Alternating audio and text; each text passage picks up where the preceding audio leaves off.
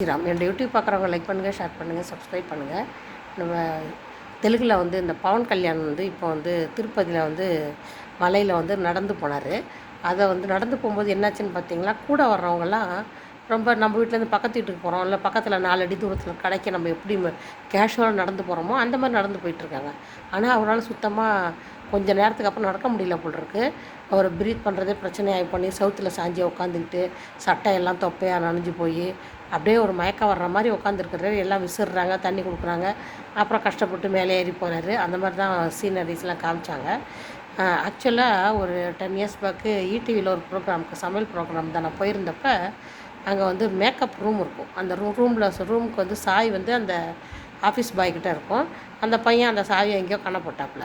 காண போட்டு சாவியை காணோன்னு தேடிட்டு இருக்கும்போது அந்த பையன் வந்து சொன்னது என்னென்னா, பவன் கல்யாண் இருந்தாருன்னா இரும்பு பூட்டு அதை வந்து இப்படி கையை வச்சு இப்படி அடித்து உடச்சிருவாருன்னு சொன்னாப்புல.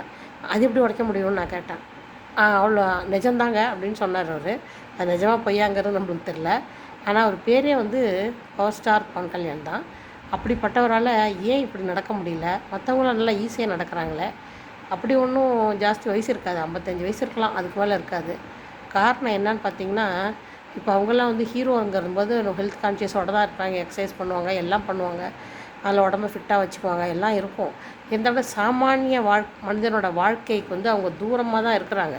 ஏன்னா சாமானிய மனுஷன் வந்து இப்படி ரோடு நடக்கிறது, இந்த மாதிரி படிகளில் ஏறி இறங்குறதுலாம் ரொம்ப சர்வசாதாரணமாக பண்ணும்போது அதுலேருந்து அவங்க விலகி இருக்கிறதுனால திடீர்னு ஒரு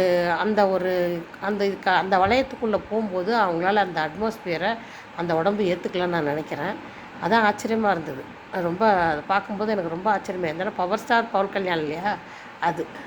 லைக் பண்ணுங்கள், ஷேர் பண்ணுங்கள், சப்ஸ்கிரைப் பண்ணுங்கள்.